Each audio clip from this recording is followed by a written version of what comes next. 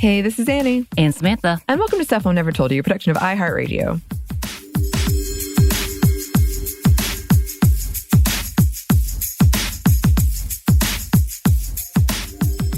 And welcome to our series on Christianity. We're just going to leave it at that. We are now on part 6 of Christianity, religious trauma, and the marginalized community, aka Western Christianity, and how it affects the marginalized people. And so many more titles that I've given it at this point. But yeah, the series just keeps growing. Every time I think I'm going to be talking about 2 or 3 things in a series, it ends up being just one thing. And that's where we are today once again. But before we start, there is content warning. We are talking about religious trauma, sickness, domestic violence, and divorce. And I know divorce can be a sticky subject, especially if you're going through one or you're going through bad parts in your marriage and you don't want to hear about it. We're talking all about divorce today, so go ahead and skip this one, just so you know. And as a quick review, Anney, because I know I've been stringing you along in this entire series as I'm like, hey, we'll do this another day, or it's longer than I thought. Let's just do this quick review. We've talked about women in Western Christian communities and traditions, religious trauma, which is, present all throughout, the misogyny that heavily influences this culture, the toxicity of purity culture, which also seems to be a whole topic in every single one of our episodes, sexual abuse in Southern Baptist Convention, courting, marriage, and motherhood, which was a fun one. And today we are continuing down that look of relationships, I guess, with a look at Western Christianity and divorce. And right now we are going to talk pretty in-depth about divorce. Some of it doesn't really have to do with religion. We're just kind of talking about some of the process and some of the conversations and statistics. This is mainly applied to the United States because I know. And we want to come back because we had a fun conversation. And I say fun in that we were both like, I wonder what this is, about how to get a divorce. Yeah, because I didn't know that there were all these stipulations that you can't just get a divorce. Well, so we're going to talk about the no-fault divorce in a minute. Apparently, there's other things that have been put in place for a while, but it's about how people contest things and how it gets messy. So, and different states have different rules and different belief systems, and different kind of communities in denominations also have their own rules. Yeah. But all of that, and then different countries have their own rules as well. So we're centering this around the United States. And yes, eventually it does come back to how Christianity handles divorce as well. So I promise this all applies. It's relevant, y'all. So before we start, I kind of wanted to talk about my personal experience about divorce in my church that I grew up with, because this is a very personal subject. Growing up very religious and coming out of religion as I knew it. And I've seen the emails that y'all have been sending about this. Thank you so much. I know people have been connecting with what I've been saying, as well as people who are still involved in the church and finding their own path, and it's beautiful. Thank you for those messages.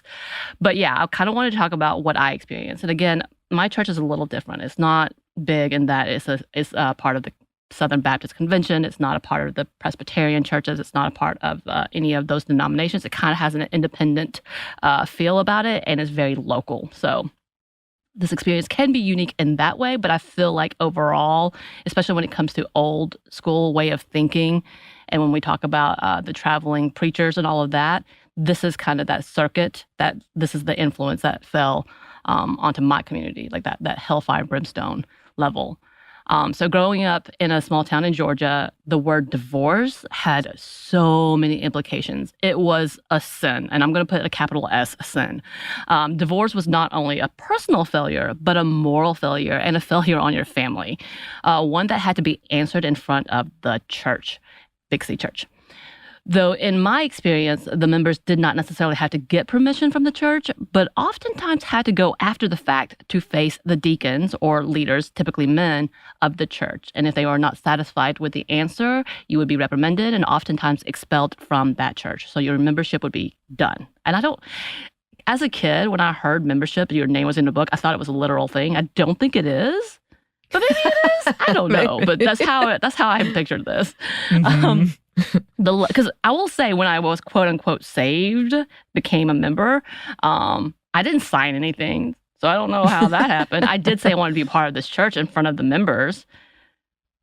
So I don't know. I don't know. I bet churches do that differently. I feel like my church had like a book of Membership? members. Yeah. There may be one. I really don't know, but I'm like, I don't. And then they had to take letters. Like if they wanted to go to a different church, they had to take their letter. And I was like, is that physical? Is that a physical thing? I've never personally seen it though. So I don't know. It's a whole thing. It is. But yeah, the level of shame placed on people getting divorced is overwhelming. The way they looked down on divorce and even in pregnancy outside of marriage and God forbid, abortion was extreme. Having an affair or even abusing a spouse was less shameful, mostly justifying it as a, quote, mistake. Even, again, we talked about it with people hiding sexual abuse within the church, hiding all of those things and being like they made a mistake of rewording it. They sinned against their marriage instead of being like, no, you raped somebody. That's bad. Mm-hmm. But I will say maybe murder would be considered on that level, but only if that murder was not justified for a holy reason. Oh, dear. And sometimes even excusing husbands who killed their wives. Recent articles written about the man who killed his entire family had so many excerpts talking about how godly he was and how attentive he was to his church. His family, his like mom and dad, siblings, made sure that his obituary and messages from acquaintances only acknowledged how godly and Christian-like he was, even having the audacity to say he loved his murdered family and fought to keep them together, never admitting to his abusive and overall deadly treatment of them. It was horrifying. And if I remember correctly, his church supported that statement. Oh, yeah. Wow. Yeah. And then you look at murders like the Atlanta spa shootings and murders of so many queer people that have often been praised by extremist conservatives and Christian nationalists. Again, we're talking about recently any of the Black Lives Matter protest murders that have happened, whether it's, I don't even want to talk about him, Kyle, what's his face? I don't want to acknowledge him. Or people like that, the dude in Texas who used his vehicle to hurt people, they've been praising him instead of acknowledging, hey, this is bad. Why are you condoning this? Mm-hmm. Yeah, so it isn't shocking that morality is judged harsher than actual murder and abuse. But that's a different episode. I was going to talk about it in this episode, but I didn't have time. We don't have time for that. So that's going to be a whole different conversation. Yes. Yeah. And my parents have been together for over 50 years now. And I've mentioned it before that they're really happily married. I think they really weathered the harshest storms together. They beat the odds. And I'm pretty sure they'll die together. And I don't mean like they're gonna make a pact or anything. Right. But like if one goes, the other one is gonna follow soon after, and that's the happiest thing I could think for them, so they don't have to be without each other. But my siblings are a whole different story, and I'm not gonna get too into their stuff, but I will say each one went through their own messy divorce with an unhealthy dose of guilt. But each would say they are happier and don't regret their decisions. I think our church was shocked and a lot of judgment was passed. It was a rocky time for our family. The amount of people who have known us all of our lives, have seen us grow up in that church, who actually turned their backs on our family was astounding. It was, and I was young. I was, I guess it was middle school when things were happening. And to see that reaction from somewhere that I thought I was loved was a shocking moment. So much so that we didn't talk to those people, and we still don't talk to those people till this day. It's been more than a decade since these incidents. I think probably longer. It's been a long, long time, probably 20 years for some of these things. I don't know. And it caused a huge divide in our church community. They took sides and made sure you knew which side they were on. If they didn't take a side, it was because they felt sorry for us, but didn't want to say it to our face because they didn't want the other people who were judging us to feel like they were taking sides. So it was really, really, really interesting. It was bitter and it was gross and it was very unforgiving. And it didn't matter the reason. It didn't matter what the justification was. It was divorce, and that was bad. And my family wasn't the only one that went through this. Any divorced individual felt that really harsh sting of judgment that many of the elders felt justified in passing, and may even call them out during sermons. Many of these people fled from the church, feeling unwelcomed and excommunicated, and isolated themselves away from any of the people of that church, literally hid away from some of the members. But instead of being angry at the people who felt that they had the authority to shame anyone and everyone, they just felt guilty and felt like they deserved this. And for so many, felt like this ruined their lives. My family, again, are at the end of like understanding what they had to do, and they can't change people's minds. But so many others let this ruin their lives. Mm-hmm. And I'm not exaggerating. They wouldn't even come to the parking lot of the church because they felt that ashamed. And if they did, they made sure to stay in the car and have the windows rolled up so no one would see them. And I know many have felt the shame and judgment, and it's old-fashioned. Though the times have changed, the traditions and moral judgments still remain. Like I said, we don't talk to these people.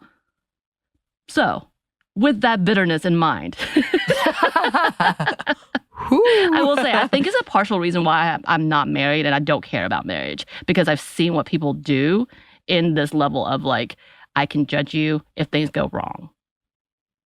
But, so we're going to talk about it. And we're going to talk about it, since I've given all the personal accounts, in a more statistical way first. Yes. Okay. So when it comes to divorce, the statistics do vary. Although most of us have heard that almost 50% of marriages end in divorce. But when it comes to what the numbers are really, and what are the numbers when it comes to gender and to religion, specifically to Western Christianity, that's a bit harder to pin down too, right? Just recently, Forbes published an article titled Revealing Divorce Statistics in 2023, and we wanted to share some of the findings that they reported. The half of the marriages ending in divorce statistic actually only applies to first marriages, but for those who may be in their second or third marriage, which is the highest divorce rate, around 73%, they are more likely to get divorced. The average length of a marriage before divorce is 8 years. That's interesting. Mm-hmm. However, the divorce rates have gone down over the years, with the exception of a small spike during lockdown and the initial pandemic. But so have the rates of marriage. Right. But again, who is getting divorced? It looks like people who have friends that are divorced are more likely to get divorced. You're going to get influenced. I don't think that's true, but whatever. Influenced. For me, again, I just don't get married. The remarrying thing is a factor. More boomers are getting divorced, with an increase of 46% divorce rate for ages 55 to 64, which I found interesting. Mm-hmm. But the average age of people getting divorced is 46 for men and 44 for women. So I'm a prime. Again, thank goodness I'm not married, I guess. People with high school education or less are more likely to get divorced as well. So why are they getting divorced? The number one reason is lack of commitment, followed by infidelity in affairs. And again, the final straw is often something specific like domestic violence, affairs, and substance abuse. But the article also writes, quote, interestingly, couples often disagree on what the final straw was that led to the end of their marriage. In fact, not a single couple reported the same deciding issue as the ultimate reason for the end of their marriage, which I think says a lot to the communication part. Yes, I think it does as well. One other interesting statistic before we talk about the religious portion: women are far more likely to initiate the divorce. According to that Forbes report, 69% of divorces are initiated by women. And if you break it down specifically, the report stated that 7 out of 10 dissolutions are initiated by women. And this is based on heterosexual relationships. But there's been a lot of conversations recently on why women are leaving. In a 2022 BBC article titled Why Women File for Divorce More Than Men, they talk about different factors as to why women are leaving. And here are some of the reasons. Being able to be independent. Unlike the old traditional ways of men being breadwinners, women are more educated and more successful in their careers and have become more ambitious. As the article says, quote, women's entry into the workforce enabled them to leave unhappy marriages for the first time. They were no longer financially bound to remain in abusive partnerships or relationships where their needs were not being met, and women thus began to initiate divorces at greater scale. And it goes on, quote, this also helps explain why women with university-level education are so much more likely to end a marriage.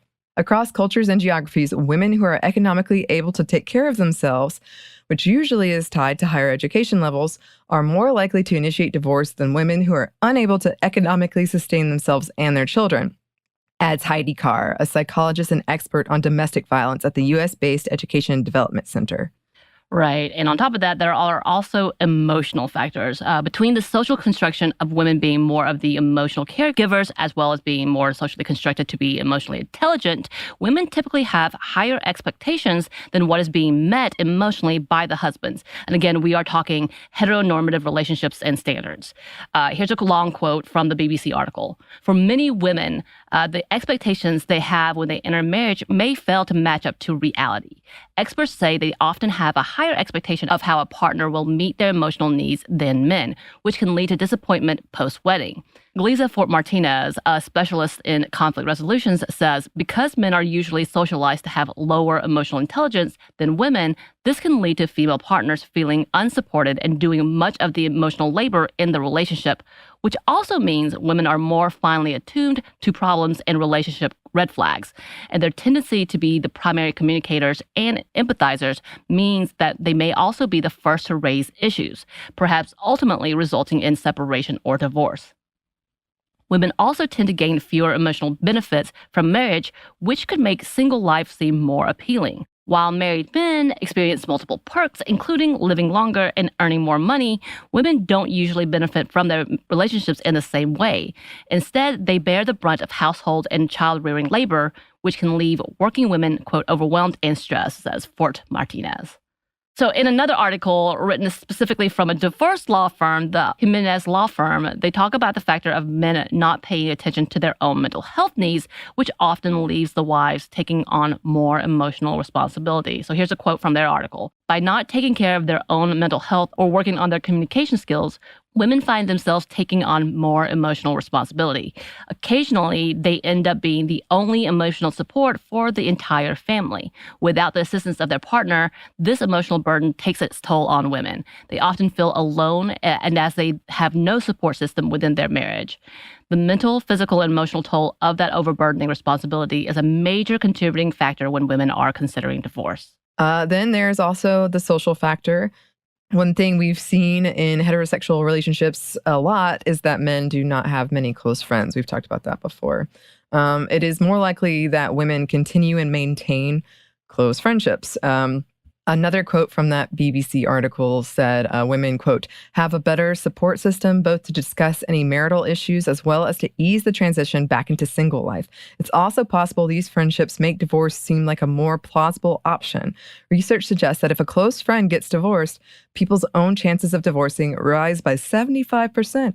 The influencing, there you go. There you go, there it is. Those same friends.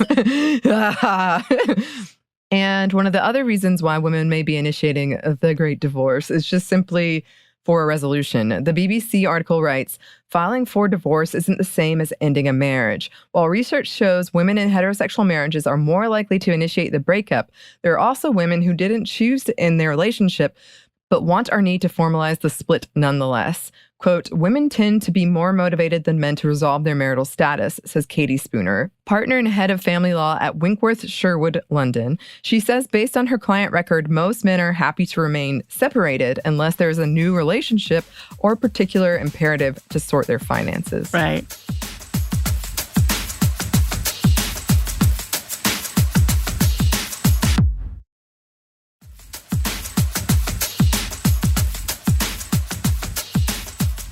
There is a reason where men may be the one to file for divorce instead of women, and that's because of illness.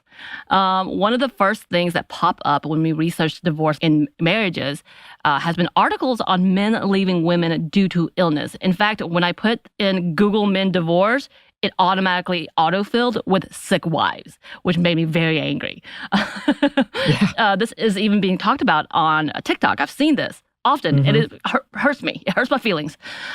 So what's happening? So in a 2009 Reuters article titled, Men More Likely Than Women to Leave a Partner with Cancer, they write, women are 6 times more likely to end up separated or divorced if they are diagnosed with cancer or multiple sclerosis than if their male partners were facing the same illness. And this is according to a U.S. study. The study confirmed earlier research of a divorce or separation rate among cancer patients of 11.6%, similar to the general population, but found the rate jump to 20.8% when the woman was sick versus 2.9% when the man was ill. And apparently, 14 years later, that hasn't changed. In another article written for today.com, men are more likely to leave their wives if sickness is involved. Here's a quote from that article. They decided to do a study after noticing divorce appeared to occur almost exclusively when the wife was the disease-afflicted partner. The phenomenon was called partner abandonment in patients with serious medical illness. The results were based on 515 patients at 3 medical centers who had a brain tumor, cancer, or multiple sclerosis, and were married at the time of diagnosis.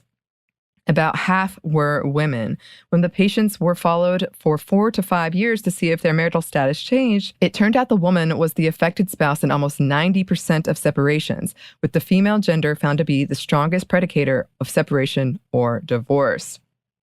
And in that article, the author of the study explains, men may be very well equipped to be primary providers, but not so well equipped to be primary caregivers, Dr. Mark Chamberlain, the study co-author, told Today. I think men are challenged in caring for someone who has disease and treatment-related symptoms, managing the stress, managing the logistics. Right. And there are many articles writing about the level of unpreparedness of men becoming caretakers and taking on any type of household responsibility. So here's a quote from a Guardian article. Tomer, a sociologist from the University of Alabama who studies how gender affects couples when a partner gets sick, says in most couples, people understand they will need to support their partner if they get sick. But, she says, men and women interpret what caregiving looks like very differently. Men tend to view the partner getting sick in almost a mechanical way. They see it as a problem to be solved. They can separate out the obvious and immediate physical tasks that result from the illness, but other caregiving requirements are left unconsidered, such as emotional care or housework, which I feel like that's physical, but okay. This means that a lot of the time, women continue to do that work, and when they don't, problems can arise. And they continue talking about a study completed in Germany. Quote, in 2018, researchers in Germany used a nationally representative sample to show that as long as they are still able to, women continue to do an uneven amount of the housework while they are sick, if that was the dynamic in the relationship before they became unwell. Particularly with more mild conditions, the expectation is that the status quo will go on unless it gets so extreme that the wife really can't do the work, says Tomer. The flip side of this is that relationships tend to function well when the woman gets sick and requires intensive care from her partner. But in cases where caregiving is not necessitated, men tend to downplay a woman's symptoms and class her as largely self-sufficient, expecting her to ask for help rather than proactively giving it. Communication fails even in sickness, but many of the reports are worse. They give examples of women who are expected to continue with daily chores, even in pain, or immediately after surgery. And if the routines are disrupted for too long, the household falls apart. And this includes sexual activity. Women discussed how they would take painkillers in order to not upset their spouses when it came to sexual expectations. Yeah, it was pretty explicit. I was like, wow, okay. I hate all of this for you. Of course, we've already talked about how sex and marriages are expected and automated, but whatever. And on that note, we're going to talk a little bit about the statistics when it comes to Christianity and divorce. So some of the reports are saying Christians are getting divorced more than any other religion. Is that true? That's the question. And the answer is simple, yes. But there are several factors to that statistic. The broad term of Christianity can be misleading. According to the Pew Research Center study, evangelical Protestants had a 14% divorce rate, while historical Black Protestants had a 19%, mainline Protestants a 12% divorce percentage, and they were among the highest of the divorce rates, which in that same study included the Hinduism, Buddhist, and Muslim, and other religions. But when you put them all together, that's a big chunk of Protestants. Yeah. And another report showed that at least 25% of Christians have gone through a divorce. And the numbers are pretty steady today. Here's a quote from an older article on divorce statistics between Christians and, quote, non-believers. According to the survey by the Barna Group, which is an organization that focuses on research on the intersection of faith and culture, 30% of atheists and agnostics had been married and subsequently divorced, but the Barna Group pointed out that they have lower rates of marriage, 65%, and a higher likelihood of cohabitation. Barna also stated in a 2004 survey that one can understand why atheists and agnostics might have a higher rate of divorce since they are less likely to believe in concepts such as sin, absolute moral truth, and judgment. Yet the survey found that the percentage of atheists and agnostics who have been married and divorced is 30%, still less than the numbers for the born-again population of 33%. So why is this happening? Yeah, so we have several reasons according to conservative Christians. Now, everything we're saying is coming from Christian articles. Again, my algorithm is real messed up. But I did find it interesting, and I can't wait to not be on this algorithm. Women are falling under the trap of feminism. The idea of independence and being able to leave without justification, not cool. Also, a big common factor in conservative Christian blogs is the refusal to acknowledge gender as the binary aspect. So they really don't like any of this conversation we're having today. When feminism confuses the role of gender, again, not us, not Anney and I are saying this. This is, again, from this article. Then family and marriage roles fall apart. Here's advice from an article from The Federalist, and I really hated that I clicked on this. Quote, successful relationships depend on men being men and women being women. Every fiber of a woman's being calls out for a man with whom she can feel physically and emotionally safe, and money is part of that equation. Yes, women now earn their own money, and that is not going to change. But what can change is our attitude and approach to love. What men and women look for in a relationship and what they need from each other within that relationship is not the same. Being malleable with gender role is great, but ignoring biology is not. After all these years, women still want security and men still want to provide that security. The more a relationship moves away from this reality, the more it will struggle. The more a relationship moves toward it, the more successful it will be, which is, again, ironic according to the statistics we just read. Also, hello from 1950s. And yes, this article was written in 2022.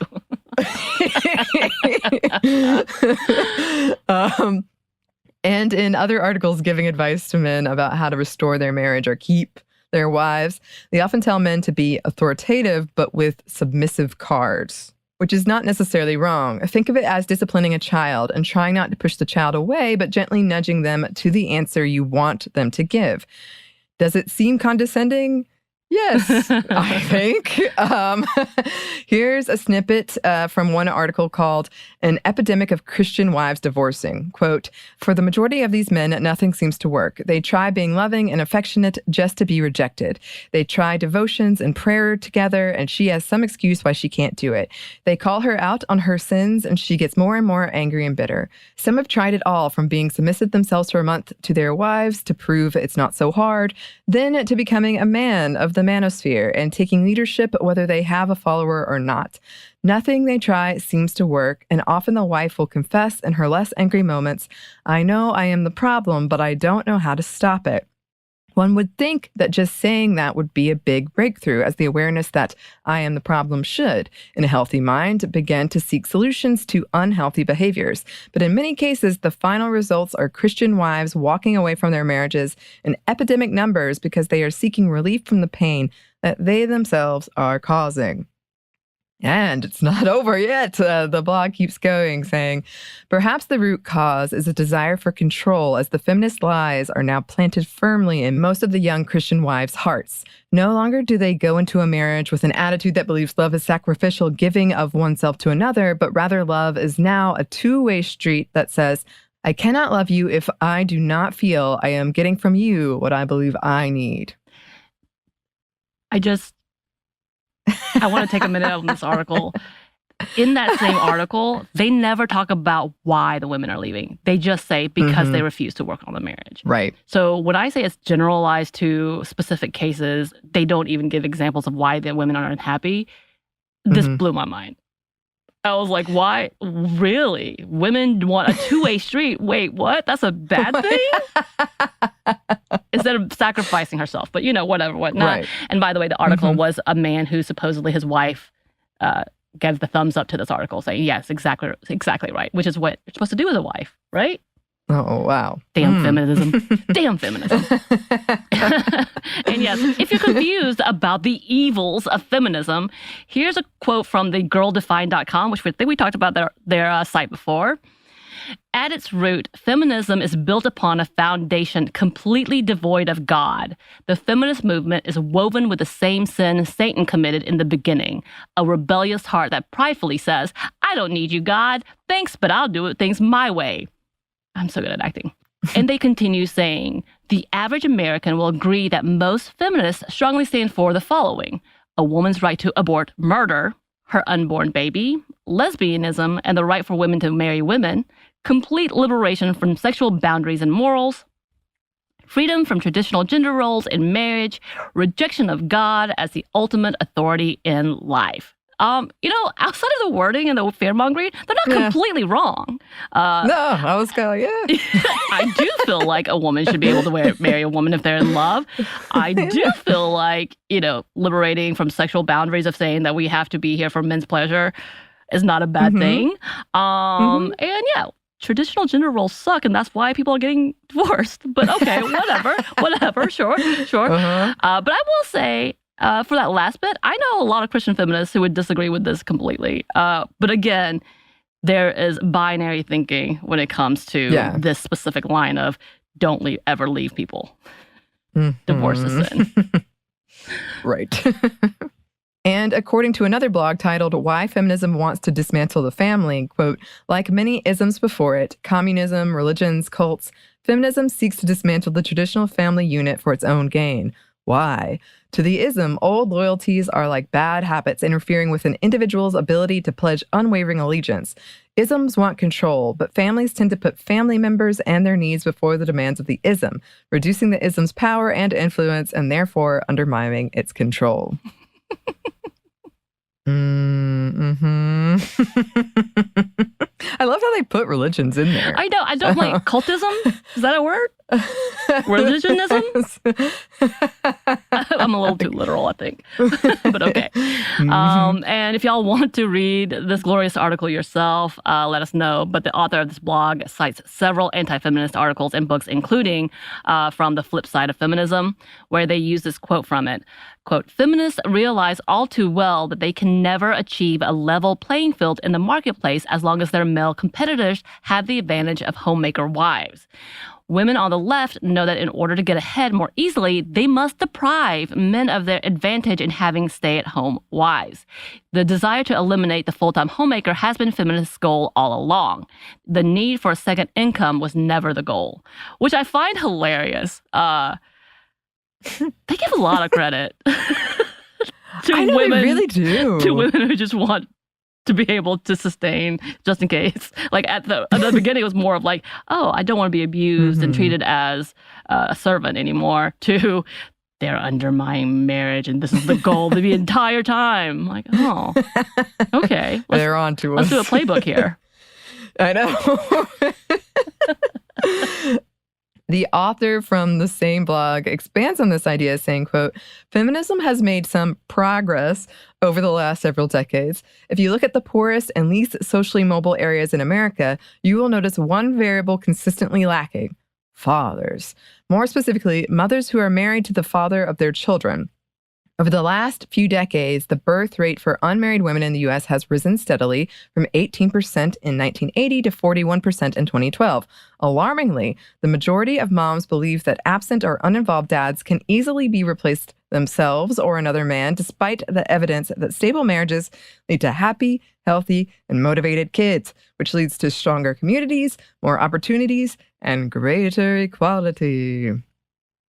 Oh. I find it, again, quite funny. That whole last line is obviously an opinion. Yeah. But okay. Right. Also a very kind of funnily worded one. But yeah, sure. We've definitely heard that argument before. Yep. The blog talks more about the perils of feminism in regards to motherhood, politics, and marriage. But I think we got that covered for now. An interesting theory she brings, and so many other articles bring, is the idea that things like divorce and child support are too easy to access, and that encourages more women to leave their husbands. Right. Recently, the topic of no-fault divorce has been trending. Right-wing conservative Steven Crowder has been lamenting, and I mean just whining, his current marital status, which is now no longer a thing. He told his audience about his recent divorce, quote, "No, this was not my choice. My then wife decided that she didn't want to be married anymore, and in the state of Texas, that is completely permitted." This was, by the way, an accusation, not just a statement. Mm-hmm. Here's what a no-fault divorce is. It allows a couple to divorce without blame or fault. It is often the simplest path in divorce available in a state, and it exists in all 50 states and D.C., according to LegalZoom.com.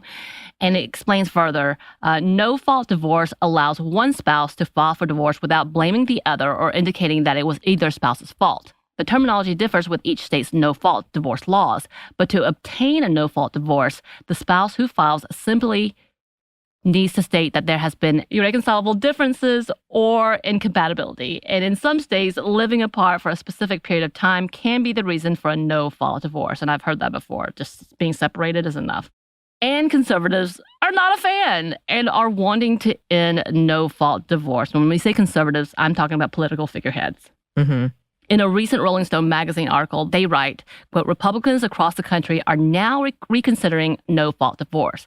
There isn't a huge mystery behind the campaign. Like the crusades against abortion and contraception, making it more difficult to leave an unhappy marriage is about control. Crowder's home state could be the first to eliminate it if the Texas GOP gets its way.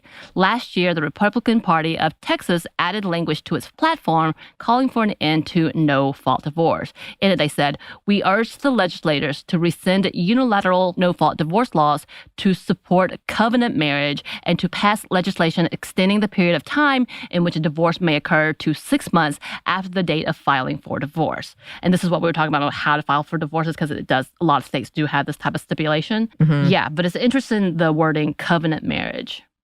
Yeah, very interesting. And of course, other conservative states are following suit. Here's another quote from that article. "It's not just Texas. A similar proposal is presently being workshopped by the Republican Party of Louisiana.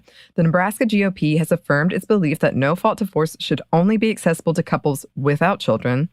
At the Republican National Convention in 2016, the last time the party platform was overhauled, delegates considered adding language declaring, quote, "Children are made to be loved by both natural parents united in marriage. Legal structures such as no-fault divorce, which divides families and empowers the state, should be replaced by a fault-based divorce." It's unclear whether the party's twice-divorced nominee for president weighed in on the debate at that time. Right. I feel like this is going to hurt a lot of politicians. This is going to hurt a lot of conservatives. Again, as we heard that the rates of divorce in Christianity is higher, it makes you question. And also, I feel like less people are going to get married and have children, which is the opposite of what Christian nationalists want. But, whatever. Right. And yes, no surprise, just as they said in the article, this is a large conversation on control and loss of autonomy. In an older article about no-fault divorce, they write that things like no-fault divorce is an attack to the sanctity of marriage, even more so than gay marriage, and is another strategy by feminists. Here's a couple of quotes from this 2005 article. "The most forthright marriage advocates recognize that, as Michael McCannis of Marriage Savers writes, divorce is far more grievous blow to marriage than today's challenge by gays. Predictably, this fact has been seized upon by advocates of same-sex marriage. The weakening of marriage has been heterosexuals' doing, not gays, for it is their infidelity, divorce rates, and single-parent families that have wrought social damage," opines The Economist. This distinction ignores the fact that the two problems are closely connected. Gay marriage would probably not be an issue in the first place if marriage had not already been weakened by divorce.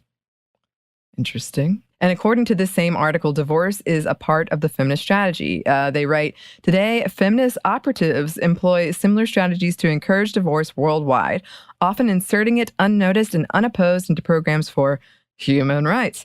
And unilateral divorce is now one of the first measures implemented by leftist governments." In 2005, wasn't it Bush?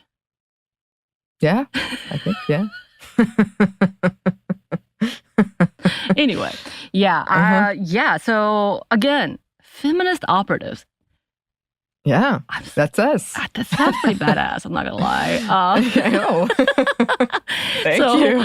And if feminism is a strategic plant to destroy families, then obviously Christian conservatives must combat the way they know how, through fear and shame. For example, what happens when a woman in an unhappy marriage is desperate for the next steps? Well, let's look at some blogs and articles for advice. I'm going to read this. One blog offers 14 characteristics of a godly wife that will save your marriage. So we're going to go down this list. Obviously, it's reading the Bible, being persistent in prayer, giving godly wifely love, forgiving, being selfless, think in a godly manner, use words of affirmation and appreciation and admiration, being a leader, but with the husband, of course, being virtuous by understanding men, and they actually say virtuous by understanding men.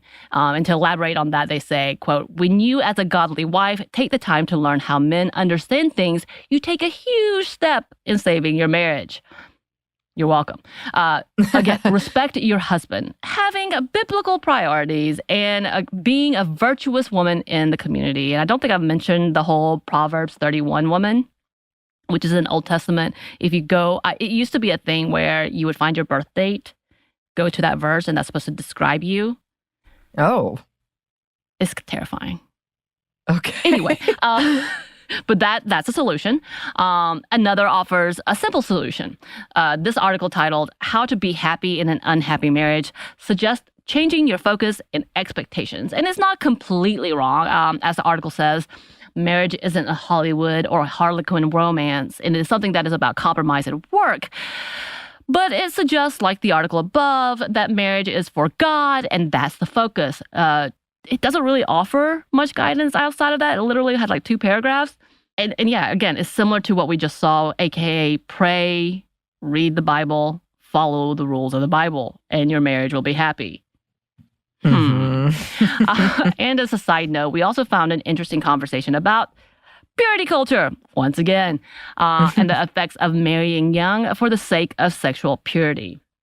Again, I have so many friends and couples who fall under this line of thinking. We want to have sex, but we want to save ourselves for marriage, so let's get married. 19, 20, 21. And here's a quote from the Cedarville Interpreter. I believe Cedarville is a school. Quote, a practical issue with sexual abstinence until marriage is that Christians are driven to marry young in order to be able to have sex without any guilt.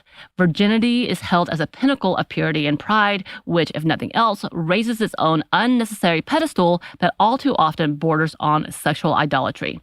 Getting married too young for the wrong reasons and having unreasonable expectations of how amazing being married will be can be a catalyst for unhappy marriages and divorce. This rush to get married also leaves fewer opportunities to find major red flags that should suggest ending a relationship before marriage. Yeah, and again, being a part of the Christian culture in college and high school, it really hits the nail on the head. The literal reason they got married is we love each other enough. We're about to sin, so let's go ahead and go, and we'll grow old together, and God will handle everything else. And then they end up in a horrible divorce. Yeah. I saw it too. Yeah, so bad.